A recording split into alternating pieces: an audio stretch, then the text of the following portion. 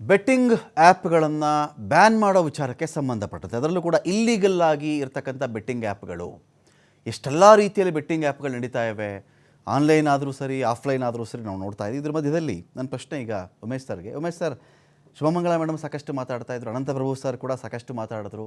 ನನ್ನ ಪಾಯಿಂಟ್ ಇಲ್ಲಿ ಸರ್, ಕಾನೂನು ಇಷ್ಟು ಸಾಕ ಅಂತ. ನಾನು ಇನ್ನೊಂದು ಕಡೆ ಹೇಳ್ತೀನಿ, ಇದ್ರ ಬಗ್ಗೆ ಏನಂತ ಹೇಳಿದ್ರೆ ನನಗೆ ಆದಾಯ ಬರ್ತಾ ಇದೆ, ನನಗೆ ಯಾರು ನನಗೆ ಡೊನೇಷನ್ ಕೊಡ್ತಾರೆ, ನನಗೆ ಯಾರೋ ಯಾವುದೋ ಬಾಂಡ್ಗಳಲ್ಲಿ ನನಗೇನೋ ಒಂದು ದಾನ ಕೊಟ್ಟುಬಿಡ್ತಾರೆ. ಇಂಥ ಕಾರಣಗಳಿಗಾಗಿ ನಾವು ಮೇಡಮ್ ಹೇಳ್ತಾ ಇದ್ರು, ಈಗ ನಾನೊಂದು 59 ಕೋಟಿ ಜನ ಅಂತ ನಾನು ಹೇಳಿದೆ, madam half of the Indian population ಅಂತ ಮೇಡಮ್ ಹೇಳ್ತಾ ಇದ್ರು. ಎರಡರಲ್ಲಿ ಯಾವುದೇ ನಂಬರ್ ಆದರೂ ಕೂಡ ಸರ್, ಹೆಚ್ಚು ಕಡಿಮೆ ಭಾರತದ ಜನಸಂಖ್ಯೆಗೆ ಅರ್ಧಕ್ಕೆ ಹತ್ತಿರವಾಗಿದೆ ಅಂತ ನಾವು ಭಾವಿಸೋಣ. ಅರ್ಧಕ್ಕರ್ಧ ಜನಸಂಖ್ಯೆ ಮೇಡಮ್ ಹೇಳ್ತಾ ಇದ್ರು, ಎಲ್ರಿಗೂ ಕೂಡ ಕೂತ್ಕೊಂಡು 10 ರೂಪಾಯಿ ಇರೋ ದುಡ್ಡು 1000 ರೂಪಾಯಿ ಆಗಿಬಿಡ್ಬೇಕು, 1000 ರೂಪಾಯಿ ಇರೋ ದುಡ್ಡು ಲಕ್ಷ ಆಗಿಬಿಡ್ಬೇಕು, ಕೂತ್ ಜಾಗದಲ್ಲಿ ಆಗಿಬಿಡಬೇಕು ಅಂತ ಒಂದು ದುರಾಸೆ ಇದೆ. ಎರಡನೇದು, ಇದಕ್ಕೆ ಕಡಿವಾಣ ಯಾವಾಗಲೂ ಸರ್, ಈ ಕರ್ನಾಟಕದಲ್ಲಿ ನಿಮ್ಗೆ ನೆನಪಿರಬೇಕು ಸರ್, SM ಕೃಷ್ಣ ಅವರ ಆ ಪೀರಿಯಡ್ನಲ್ಲಿ ಹಿಂದೂ ಮುಂದಲ್ಲಿ ನಾನು ಮಾತಾಡ್ತಾ ಇದ್ದೀನಿ, ಅದೇನೋ 3 ಅಂಕಿದೋ ಏನೋ ಒಂದು ಲಾಟ್ರಿ ನಡೀತಾ ಇತ್ತು ಸರ್. ಆಗ ಲಾಟ್ರಿ ನಡೀತಾ ಇತ್ತು, ಮನೆ ಮನೆ ಮನೆ ಸರ್ವನಾಶ ಸರ್. ರೈತರುಗಳು ಬಂದು ಹಾಳಾಗ್ಬಿಟ್ರು ಪಾಪ, ಎಷ್ಟೋ ಮನೆಗಳು ಹಾಳಾದ್ವು. ಲಾಟ್ರಿ ಬ್ಯಾನ್ ಆಯಿತು ಸರ್, ಎಷ್ಟೋ ಥರ ನಿಟ್ಟುಸಿರು ಬಿಟ್ಟಂಗೆ ಆಯಿತು ಅಂತ ಹೇಳಿ ಇದನ್ನು ಎಂಟೈರ್ ಆಗಿ ಬ್ಯಾನ್ ಮಾಡಿ ನೋಡಿ ಸರ್. ಇವತ್ತಿಗೆ ನಾವು ಮೊದಲೆಲ್ಲ ಇಂಡಿಯಾದ ಮ್ಯಾಚ್ ಆಡ್ತಿತ್ತಾ, ಅಪ್ಪ ಮಕ್ಕಳು ಮನೆಯಲ್ಲಿ, ಅಪ್ಪ ಮಗಳು ಅಥವಾ ಅಣ್ಣ ತಂಗಿ ಸಣ್ಣ ಬೆಟ್ಟಿಂಗ್ ಇಟ್ಕೊಳ್ಳೋರು ಸರ್. 1 ರೂಪಾಯಿ, 5 ರೂಪಾಯಿ, 10 ರೂಪಾಯಿ ನಾವು ನೋಡಿದ್ವಿ. ಇವತ್ತಿಗೇನಿಲ್ಲ ಸರ್, ರೂಮ್ಗೆ ಹೋಗಿ ಬಾಗಿಲು ಹಾಕ್ಕೊಂಡು ಮೊಬೈಲ್ ಹಿಡ್ಕೊಂಡ ಅಂದರೆ ಎಷ್ಟು ಕೋಟಿ ಕಳ್ಕೊಂಡ ಅವನಿಗೆ ಗೊತ್ತಿಲ್ಲ, ಎಷ್ಟು ಲಕ್ಷ ಕಳ್ಕೊಂಡ್ರೂ ಗೊತ್ತಿಲ್ಲ. ಇದರಲ್ಲಿ ಅಪ್ಪನೂ ಮಾಡ್ತಿರಬಹುದು. ಇದರ ನಿಯಂತ್ರಣಕ್ಕೆ ಸರ್ಕಾರದ ಕಡೆಯಿಂದಾನೇ ಬಲವಾಗಿ ಆ್ಯಪ್ಗಳೇ ಬ್ಯಾನ್ ಆಗಬೇಕಾ ಅಂತ. ಖಂಡಿತವಾಗ್ಲು ರಮಕಾಂತ್, ನೋಡಿ, ನಾವ್ ಏನೂ ಮಾಡೋಕ್ ಆಗುದಿಲ್ಲ. ಈಗ ಮೊಬೈಲ್ ನಮ್ಮ ಹತ್ರ ಇದೆ, ಅದರಲ್ಲಿ ಹಲವಾರು ಅಪ್ಲಿಕೇಶನ್ಗಳಿದಾವೆ. ಆಮೇಲೆ ಅದ್ರೊಳಗಡೆ ಬಹಳ ಅನಾಹುತ ಆಗ್ತಾ ಇರ್ತಕ್ಕಂಥವು. ಆಮೇಲೆ ಮೊಬೈಲ್ನ ನೋಡಿ, ಹಲವಾರು ಅಪ್ಲಿಕೇಶನ್ಗಳು ಬರ್ತವೆ. ನಾವು ಅದಕ್ಕೆ ಒಂದು ಡಿಸಿಪ್ಲಿನ್ ಏರ್ಕೊಳ್ಳಿಲ್ಲ, ಯಾವ್ದು ಯೂಸ್ ಮಾಡ್ಬೇಕು ಯಾವ್ದು ಮಾಡಬಾರ್ದು ಅಂತ ಅನ್ನುವಂಥದ್ನ ಒಂದು ನಾವೇ ಕಡವಾಣ ಮಾಡ್ಕೊಳಕ್ ಆಗುದಿಲ್ಲ ಅಂದ್ರೆ ನಮ್ಮ ಮನಸ್ಥಿತಿಗಳು ಎಲ್ಲೂ ಮುಟ್ಬಿಟ್ಟಿದ್ದಾವೆ ಎಂಬಿಟ್ಟು ಅಂತ. ಅಂದ್ರೆ ಅದನ್ನ ಕಡವಾಣ ಹಾಕೊಳ್ಳುವಂತ ದುಸ್ಥಿತಿ ನಮ್ಗೆ ಬಂದ್ಬಿಡ್ತಾ. ಯಾಕೆ ಆಡ್ಬೇಕು? ಆಯ್ತು, ನಿನಗೆ ಈ ಸ್ಪೀಟ್ ಆಡುವಂಥದ್ದು, ನಿನಗೆ ಗ್ಯಾಮ್ಲಿಂಗ್ ಆಡ್ತಕ್ಕಂಥ ನಿನ್ನ ಪ್ರವೃತ್ತಿ ಇದೆ, ನೀನ್ ಏನಾದ್ರೂ ಮಾಡಿ ಹುಡುಕ್ತಾ. ಆಮೇಲೆ ಕೆಲವಷ್ಟು ಈ ಗ್ಯಾಮ್ಲರ್ಗಳನ್ನ ಮತ್ತೆ ಕೆಲವಷ್ಟು ಈ ಪ್ರಾಸ್ಟಿಟ್ಯೂಷನ್ ಅಡ್ಡೆಗಳಿಗೆ ಸಂಬಂಧಪಟ್ಟಂತವ ನೀವು ಬಹಳ ಕಷ್ಟ ಅಂತವನ್ನೆಲ್ಲ ನಿಗ್ರಹಿಸ್ಬೇಕಾದ್ರೆ ನೀವು ಒಂದ್ ಕಡೆ ಬಲೂನ್ ಇದ್ದಂಗ ಅವು ಹಿಂಗ ಅದ್ಬಿಟ್ರೆ ಇನ್ನೊಂದ್ ಕಡೆ ಎದ್ದೇಳುತ್ತದು. ಮತ್ತೆ ಅದನ್ನ ನಿಗ್ರಹ ಮಾಡ್ಬೇಕು ಅಂತ ಅಂದ್ರೆ ಈಗಿನ ಕಾನೂನುಗಳು ನೀವು ನೋಡ್ತಾ ಇದ್ದೀರಲ್ಲ, ಈಗ ಪ್ರಾಸ್ಟಿಟ್ಯೂಷನ್ ಅಂತ ಆಗ್ತಾ ಅಂದ್ರೆ ಈಗೇನು ಇಲ್ವೇ ಇಲ್ಲ ಬಿಡಿ. ಈಗ ಅದೆಲ್ಲ ಹೊಟ್ಟೆ ಹೋಗ್ಬಿಡ್ತು, ರೇಡು ಮಾಡೋಕ್ಕಾಗಲ್ಲ. ಯಾರೋ ಒಬ್ಬ ತಲೆ ಹಿಡ್ಕ ಅಂತವನು ಕೇಸ್ ಹಾಕಿ ಅಂತ ಹೇಳ್ತಾರೆ. ಪೊಲೀಸರುಗಳು ಸಹ ಬಿಟ್ಟಾಕಿದ್ರು, ಅವ್ನ ಹಿಡ್ಕೊಂಡು ಕೂತ್ಕೊಂಡು ಅವನ್ನ ಕೇಸ್ ಹಾಕೊಂಡು ಇವ್ರನ್ನೆಲ್ಲ ಕರ್ಕೊಂಡೋಗಿ ಮನೆಗೆ ಸೇರಿಸಿ ಬಸ್ಗೆ ಕಾಸು ಕೊಟ್ಟು ರೈಲ್ವೆ ಟಿಕೆಟ್ ಕೊಟ್ಟು ಕಳ್ಸ್ಕೊಡ್ಬೇಕು ಅಂತ ಹೇಳಿ ಆ ತರ ಕೇಸಸ್ಗಳು ಇವಾಗ ರಿಜಿಸ್ಟರ್ ಮಾಡೋದೇ ಬಿಟ್ಬಿಟ್ರು. ಇವಾಗ ಅದು ಒಂಥರ ಮುಖ್ಯ ಸಮಾಜದಲ್ಲಿ ಮುಖ್ಯ ವಾಹಿನಿಯಲ್ಲಿ ಅದು ಒಂಥರ ಇವಾಗ ಏನೋ ಒಂದು ಉದ್ಯೋಗ ದೊರಕಿಸ್ತಕ್ಕಂಥ ಕೆಲಸ ಆಗೋಗ್ಬಿಟ್ಟಿದೆ. ಆದ್ರೆ ಈ ಆನ್ಲೈನ್ ಬೆಟ್ಟಿಂಗುಗಳು ಮತ್ತೆ ಉತ್ಪಾದನೆ ಆಗ್ತಾ ಇರ್ತಕ್ಕಂಥ ಈ ನಾಲಾಯಕ್ ಅಪ್ಲಿಕೇಶನ್ಗಳು ಏನ್ ಬರ್ತಾವಲ್ಲ, ಇವಕ್ಕೊಂದು ಅತ್ಯಂತ ನಿಯಂತ್ರಣ ಮಾಡೋದಕ್ಕೆ ಒಂದು ಸೆಂಟ್ರಲ್ ಗವರ್ಮೆಂಟ್ ಬಲಿಷ್ಠವಾದಂತ ಒಂದು ಸ್ಕ್ರೀನಿಂಗ್ ಕಮಿಟಿ ಬೇಕು.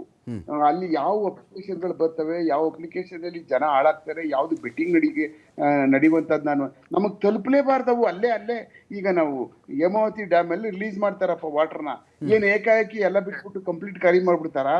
ಕಂಟ್ರೋಲ್ ಮಾಡಲ್ವಾ ಅಲ್ಲಿ?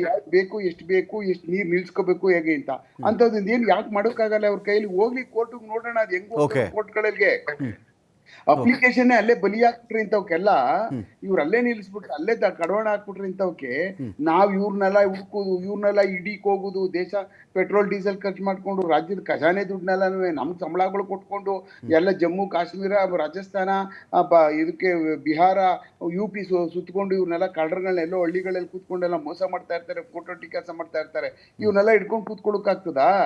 ಆಮೇಲೆ ಸೆಂಟ್ರಲೈಸ್ ಏನಾದ್ರು ಒಂದ್ ಮಾಡ್ಬೇಕು. ನೋಡಿ, ಈಗ ಇಂತ ಒಂದ್ ಕಡೆ ಇದಾನೆ, ಈ ಸಂಬಂಧಪಟ್ಟಂತವನ ಹಿಡಿದು ಅರೆಸ್ಟ್ ಮಾಡಿ ಆಯಾ ಇದಕ್ಕೆ ಲೋಕಲ್ ಇದಕ್ಕೆ ಕೋರ್ಟ್ಗಳಿಗೆ ಒಳಗಾಕುವಂತ ಕಾನೂನ ಬದಲಾವಣೆ ಮಾಡ್ಬೇಕು. ಈಗ ಏನು ಅಂದ್ರೆ ಅವನೇ ಬರ್ಬೇಕು, ನೀನಿಂದ ಒಬ್ಬನ ಹಿಡ್ಕೊಬರ್ಬೇಕು ಅಂದ್ರೆ UPಗೆ ನಾನೇ ಹೋಗ್ಬೇಕು, ಅವನಲ್ಲಿ ಇದಾನೆ, ಅವ್ನು ಸಿಗ್ತಾನೆ ಇಂಥದ್ ಕಡೆ ಅವನು ಅಡ್ರೆಸ್ ಇದೆ, ವಿಳಾಸ ಇದೆ ಇದ್ರೆ ಅಟ್ಲೀಸ್ಟ್ ಕಾನೂನಲ್ಲಿ ಇಂಥ ಸೈಬರ್ ಕ್ರೈಮ್ ಅಲ್ಲಿ ಆ ಲೋಕಲ್ ಅವ್ರಿಗೆ ಪೊಲೀಸ್ ಅವ್ರುಗಳು ಅವನ್ನ ಬಹಳ ಈಸಿಯಾಗಿ ಅವ್ನು ಹಿಡ್ಕೊಂಡು ನಮ್ಮ ಅಟ್ಲೀಸ್ಟ್ ಇಷ್ಟೊಂದು ನಾವು ಫೈನ್ ಸರ್, ಫೈನ್ ಫೈನ್, ನಾನು ಮತ್ತಷ್ಟು ಮಾತಾಡಿಸ್ತೀನಿ. ಯಾವಾಗೆಲ್ಲ ನಮ್ದೆಲ್ಲ ಡಿಜಿಟೈಸ್ ಆಗ್ತಾ ಕೂತಿದೆ.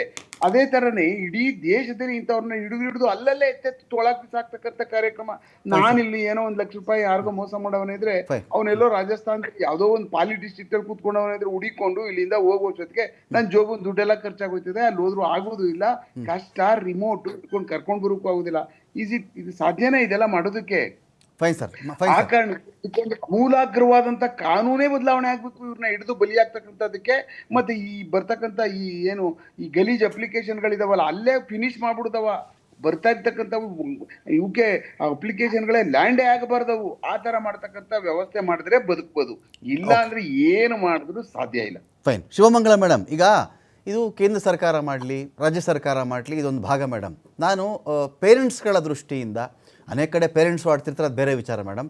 ನಾನು ನಮ್ಮಗಳಿಗೆ ನಾವು ಬೇಲಿ ಹಾಕ್ಕೊಳ್ಳೋ ಥರದಲ್ಲಿ ಏನಾದರೂ ಮಾಡಬಹುದಾ ಅಂತ ಶಿವಮಂಗಳ ಮೇಡಮ್ ಅವ್ರನ್ನ ಕೇಳಿದಾಗ, ನಮ್ಮ ಮನೆಯಲ್ಲಿ ನಾನು ಸೇಫಾಗಿರಬೇಕು, ನನ್ನ ಮನೆ ಅಷ್ಟು ಮಟ್ಟಕ್ಕಾದರೂ, ಫಸ್ಟ್ ನನ್ನ ಮನೆ ಮಟ್ಟಕ್ಕಾದರೂ ನನ್ನ ಮಕ್ಕಳು ಹಾಳಾಗಬಾರ್ದು, ನನ್ನ ಮೊಬೈಲ್ ಸೇಫ್ ಇರಬೇಕು, ನನ್ನ ಮೊಬೈಲಿಂದ ಯಾರೋ ಹ್ಯಾಕ್ ಮಾಡಬಾರ್ದು, ಇಂಥ ಗೇಮಿಂಗ್ ಆ್ಯಪ್ಗಳು ಎಂಟ್ರಿನೇ ಆಗಬಾರ್ದು, ಈ ಥರ ನಮಗೆ ನಾವೇ ಕಡಿವಾಣ ಹಾಕೊಳ್ಳೋಂಥ ವ್ಯವಸ್ಥೆ ಏನಾದರೂ ಇದೆಯಾ ಮೇಡಮ್ ಇಲ್ಲಿ?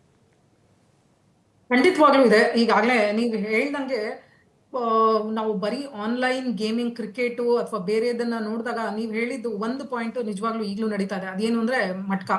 ನೀವ್ ಹೇಳಿದ್ದು ಆ ನಂಬರ್ ಗೇಮ್ ನ ಮಟ್ಕ ಅಂತ ಕರೀತಾರೆ, ಅಥವಾ ಸತ್ತ ಮಟ್ಕ ಅಂತ ಕರೀತಾರೆ. ಅದು ಬಹಳ ಒಂದು 40-50 ವರ್ಷದಿಂದ ಈಗಾಗಲೇ ನಡೀತಾ ಇದೆ. ಬಾಂಬೆ ಇಸ್ ಹೆಡ್ ಕ್ವಾರ್ಟರ್ಸ್, ಅದು ಎಲ್ಲರಿಗೂ ಗೊತ್ತಿದೆ. ಅದು ಆನ್ಲೈನ್ ಮಟ್ಕ ಅಂತ ಶುರು ಮಾಡಿದ್ರು. ಅದು ಸಿಂಗಲ್ ನಂಬರ್, ಜೋಡಿ ಅಥವಾ ಪತ್ತಿ, ಹಾಫ್ ಸಂಗಮು, ಫುಲ್ ಸಂಗಮು ಎಲ್ಲ ಇತ್ತು. ಆನ್ಲೈನ್ ಇಂದ ನಾವು ತಕ್ಕ ಮಟ್ಟಿಗೆ, ಯಾಕಂದ್ರೆ ಇದು ಇಲ್ಲಿಗಲ್ಲು ಅಂತ ಹೇಳಿ ನಮ್ಮ ಪಬ್ಲಿಕ್ ಗೇಮಿಂಗ್ ಆಕ್ಟ್ 1987 ಪ್ರಕಾರ ಅದನ್ನ ಬ್ಲಾಕ್ ಮಾಡೋದಿಕ್ ಆಯ್ತು. ಆದರೆ ಸ್ಟಿಲ್ ಈಗ್ಲೂ ಆನ್ಲೈನ್ ಮಟ್ಕ ಬೇರೆ ಪ್ಲಾಟ್ಫಾರ್ಮ್ ಇಂದ, ಅಂದ್ರೆ ಅಂಡರ್ ಗ್ರೌಂಡ್ ಪ್ಲಾಟ್ಫಾರ್ಮ್ ಗಳಿಂದ ಥ್ರೂ ಫಿಸಿಕಲ್ ಆಗಿ ನಡೀತಾ ಇದೆಯಾ ಅಂದ್ರೆ ನಡೀತಾ ಇದೆ. ಫಾರಿನ್ ಹೋಸ್ಟ್ ಪ್ಲಾಟ್ಫಾರ್ಮ್ ಅಲ್ಲಿ ನಡೀತಾ ಇದೆ ಅಂದ್ರೆ ನಡೀತಾ ಇದೆ. ಇದರಲ್ಲಿ ಯಂಗ್ಸ್ಟರ್ಸ್ ಅಂದ್ರೆ ಯೂತ್ ಮಕ್ಕಳುಗಳು, ಕಾಲೇಜ್ ಹುಡುಗರು ಇನ್ವಾಲ್ವ್ ಆಗಿದ್ದಾರೆ ಅಂದ್ರೆ ಖಂಡಿತವಾಗ್ಲೂ ಇದೆ. ಯಾಕೆ ಅಂತಂದ್ರೆ ಏನಾಗ್ತಾ ಇದೆ ಅಂದ್ರೆ ಆನ್ಲೈನ್ ಇಂದು ಲೋಯೆಸ್ಟ್ ಇನ್ವೆಸ್ಟ್ಮೆಂಟ್, ನೀವು 10 ರೂಪಾಯಿಗೂ ಆಡ್ಬೋದು. ಅದ್ರಲ್ಲಿ 10 ರೂಪಾಯಿ ಆಡಿ ದಿನದಲ್ಲಿ 4-5 ಬಾರಿ ಅವರು ನಿಮ್ಗೆ ನಂಬರ್ಸ್ ನ ಓಪನ್ ಮಾಡ್ತಾರೆ. 0ಇಂದ 9ವರೆಗೂ ನಿಮ್ಗೆ ಸಿಂಗಲ್ಲು ಅಥವಾ ಜೋಡಿ ಅಥವಾ ಪತ್ತಿ, ಹಾಫ್ ಸಂಗಮು, ಫುಲ್ ಸಂಗಮು ಎಲ್ಲಾದ್ರಲ್ಲೂ ದುಡ್ಡಿದೆ.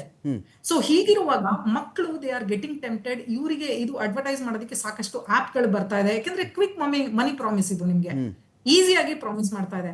ಇದು ತಂದೆ ತಾಯಿಗಳಿಗೆ ಗೊತ್ತಾಗ್ತಾ ಇಲ್ವಾ ಅಂತ ಕೇಳಿದ್ರೆ ಖಂಡಿತವಾಗ್ಲೂ ತಂದೆ ತಾಯಿಗಳು ಇದನ್ನ ಮಾನಿಟರ್ ಮಾಡ್ಲೇಬೇಕಾಗುತ್ತೆ. ಯಾಕಂದ್ರೆ ಇದೊಂದು ಅಡಿಕ್ಷನ್. ಇದು ಮನೆಗೆ ಏನು ಸ್ಕೂಲಲ್ಲಿ ಅಥವಾ ಕಾಲೇಜಲ್ಲಿ ಖರ್ಚು ಮಾಡೋದಕ್ಕೆ ಅಂತ ಪಾಕೆಟ್ ಮನಿ ಕೊಟ್ಟಿರ್ತಾರೆ. ಈಗ ನಮ್ ಕಾಲದಲ್ಲಿ ಆಗಿದ್ರೆ ನಾವು 10-20 ಯೋಚನೆ ಮಾಡ್ತಾ ಇದೀವಿ. ಇವತ್ತು ಖಂಡಿತವಾಗ್ಲೂ ಇವತ್ತಿನ ಖರ್ಚಿನ ಬಾಬತ್ ನೋಡ್ತಾ ಹೋದ್ರೆ 5,000-10,000 ಕೊಟ್ಟೆ ಕೊಡ್ತಾರೆ. ಈ ರೀತಿ ಇರ್ಬೇಕಾದ್ರೆ ಅಯ್ಯೋ 10,000ದಲ್ಲಿ 1,000 ಬಿಡು, ನಾನು ಈ ಪ್ಲಾಟ್ಫಾರ್ಮ್ ಅಲ್ಲಿ ದುಡ್ಡು ಹಾಕ್ತೀನಿ, ನಾನು 1,000 ಹಾಕಿದ್ರೆ ನಂಗೆ 50,000 ಬರುತ್ತೆ, 80,000 ಬರುತ್ತೆ. ಯಾಕೆಂದ್ರೆ money laundering, matka platform is nothing but block money laundering ಇದು ಇಲ್ಲಿ ನಮ್ಗೆ. ಸೊ ಇದು ನಡೀತಾ ಇದೆಯಾ ಅಂದ್ರೆ ಸಾಕಷ್ಟು ಗೇಮ್ಗಳು ಇದಕ್ಕೆ ಕನೆಕ್ಟ್ ಆಗ್ತಾ ಇದೆ. ಸಾಕಷ್ಟು ಫ್ರಂಟ್ ಎಂಡ್ ತೋರಿಸ್ತಾರೆ, ಬ್ಯಾಕ್ ಎಂಡ್ ಅಲ್ಲಿ ಇದೆ. ಮನೆಯಲ್ಲಿ ತಂದೆ ತಾಯಿಗಳು ಮೊದಲು ಮಕ್ಕಳಿಗೆ ಹೇಳ್ಕೊಡ್ಬೇಕಾಗಿರೋದು ಸೈಬರ್ ಅಪರಾಧ ಅಂದ್ರೆ ಏನು. ಯಾಕೆಂದ್ರೆ ಎಲ್ಲರಿಗೂ ಪ್ರೆಸ್ಟೀಜ್ ಇಶ್ಯೂ ಇವತ್ತು. ನನ್ ಮಗನ ಹತ್ರ ಸ್ಮಾರ್ಟ್ ಫೋನ್ ಇಲ್ಲ, ಅದರಲ್ಲೂ ಅಡ್ವಾನ್ಸ್ಡ್ ಐಫೋನ್ 17, 16 ಇರ್ಬೇಕು, ಅಥವಾ ಇನ್ಯಾವುದೋ ಗ್ಯಾಲಕ್ಸಿ S25 ಇರ್ಬೇಕು, ಎಲ್ಲಾನು ಪ್ರೆಸ್ಟೀಜ್ ಇಶ್ಯೂ ಆಗಿದೆ. ಆದ್ರೆ ಆ ಫೋನ್ ಕೊಡಿಸಿದ ಮೇಲೆ ಎಷ್ಟು ಸೆಕ್ಯೂರಿಟಿ ಮೆಜರ್ಸ್ ತಗೊಳ್ತಾ ಇದ್ದಾರೆ, ಎಷ್ಟು ಮಾನಿಟರ್ ಮಾಡ್ತಾ ಇದ್ದಾರೆ ಮಕ್ಕಳನ್ನ. ಯಾಕೆ ಅಂದ್ರೆ ತಂದೆ ತಾಯಿ ಹೇಳೋದು ನನಗ್ ಕೇಳಿದಾಗ, ಮೇಡಮ್ ನಮ್ಗೇನ್ ಗೊತ್ತಾಗುತ್ತೆ ಅದ್ರಲ್ಲಿ ಅಂತಾರೆ. ತಿಳ್ಕೋಬೇಕು. ಇವತ್ತು ತಿಳ್ಕೊಳ್ಳಿಲ್ಲ ಅಂದ್ರೆ ಮಕ್ಕಳು ಬೇರೆ ದಾರಿಗೆ ಹೋಗ್ತಾ ಇದಾರೆ ಅನ್ನೋದು ನಿಮ್ಗೆ ಅರ್ಥನೇ ಆಗಲ್ಲ. 24 ಗಂಟೆ ಫೋನಲ್ಲಿ ನೋಡ್ತಾ ಇರ್ತಾರೆ. ಏನ್ ಮಾಡ್ತಾ ಇದ್ರು? Monitoring part. ಎರಡನೇದು ಕಾಲೇಜು ಸ್ಕೂಲ್ಗಳಲ್ಲಿ ಇದ್ರ ಬಗ್ಗೆ ವರ್ಕ್ಶಾಪ್ ಗಳು ಮಾಡ್ಬೇಕು. ಯಾಕೆಂದ್ರೆ ಈ ತರದ್ದು ಮಾಡಿ ಸಿಕ್ಕಾಕೊಂಡ್ರೆ ಅವ್ರ ಕರಿಯರ್ ಹೇಗೆ ಹಾಳಾಗುತ್ತೆ, ಯಾವ ರೀತಿಯಾಗಿ ಅವರು ಮಾನಸಿಕವಾಗಿ ಇದ್ರಲ್ಲಿ ಸಿಕ್ಕಾಕೊಳ್ತಾರೆ, ಡಿಪ್ರೆಷನ್ ಹೇಗೆ ಹೋಗ್ತಾರೆ, ಇದೆಲ್ಲದರ ಬಗ್ಗೆ ಮನೆಯಲ್ಲಿ ಹೇಳ್ಬೇಕು, ಕಾಲೇಜು ಸ್ಕೂಲ್ಗಳಲ್ಲಿ ಹೇಳ್ಬೇಕು. ಹಾಗೇನೆ ಇದರ ಜೊತೆಗೆ ಅವರಿಗೆ ಎಕ್ಸಸೈಸ್ ಗಳು ಅಂತ ಏನ್ ಮಾಡಿಸ್ತಾರೆ ಕಾಲೇಜ್ಗಳಲ್ಲಿ, ಇದನ್ನ ಇನ್ವಾಲ್ವ್ ಮಾಡ್ಬೇಕು. ಹಾಗೆ ತಂದೆ ತಾಯಿಗಳು ಇದನ್ನ ಓಪನ್ ಆಗಿ ಮಾತಾಡ್ಬೇಕು. ಇಂತ ಇವಾಗ ಎಷ್ಟೊಂದು ಆಪ್ ಗಳು ಬರ್ತಾ ಇದೆ, ನಿಮಗೆ ಗೊತ್ತಿದೆ. ಫ್ರೆಂಡ್ಸ್ ಆಪ್ ಅಂತ ಕರೀತಾರೆ, but that is meant for something else. ಮಕ್ಕಳು ಅದಕ್ಕೆ ಸಿಕ್ಕಾಕೋತಾ ಇದ್ದಾರೆ. ಈ ಆನ್ಲೈನ್ ಗೇಮಿಂಗ್ ಇದ್ರ ಫ್ರಂಟ್ ಎಂಡೇ ಬೇರೆ ಇದೆ. ಇದ್ರ ಬಗ್ಗೆ ತಂದೆ ತಾಯಿಯಿಂದ ಹೇಳ್ಬೇಕು. ಹಾಗೆ ಬಹುಶಃ ನಂದು ನಿಮ್ದು ಕೂಡ ಇಲ್ಲಿ ಜವಾಬ್ದಾರಿ ಇದೆ. ಮೀಡಿಯಾದ ಮೂಲಕ ನೀವು ಕೂಡ ಈ ಮಕ್ಕಳಿಗೆ ತಿಳಿ ಹೇಳ್ಬೇಕು. ಸ್ಪೆಷಲ್ ಆಗಿ ಒಂದು ಪ್ರೋಗ್ರಾಮ್ ಏನಂದ್ರೆ just for youth. Just for youth ಏನ್ ಮಾಡ್ಬೇಕು, ನೀವು ಏನ್ ಮಾಡಿ ನೀವು ಸೈಬರ್ ಪ್ರಪಂಚದಲ್ಲಿ ಕೂಡ ಸಾಧಿಸಬಹುದು. ಇದೆ, ಸಾಧನೆಗೆ ದಾರಿ ಇದೆ ಸೈಬರ್ ಪ್ರಪಂಚದಲ್ಲಿ. ಹಾಗೆ ಗೊತ್ತಿಲ್ದಿರ ಎಲ್ಲಿ ಸಿಕ್ಕಾಕೊಳ್ತಾ ಇದ್ದೀರಾ? ಯಾಕೆ ಅಂದ್ರೆ ಟು ಬಿ ವೆರಿ ಫ್ರಾಂಕ್, ಇದೆಲ್ಲ ಡೈರೆಕ್ಟ್ ಆಗಿ ಟೆರರಿಸಂಗೆ ಕನೆಕ್ಟ್ ಆಗ್ತಾ ಇದೆ. ಓಕೆ. ಅದ್ರ ಬಗ್ಗೆ ನಾವು ಯೋಚನೆ ಮಾಡಬೇಕು.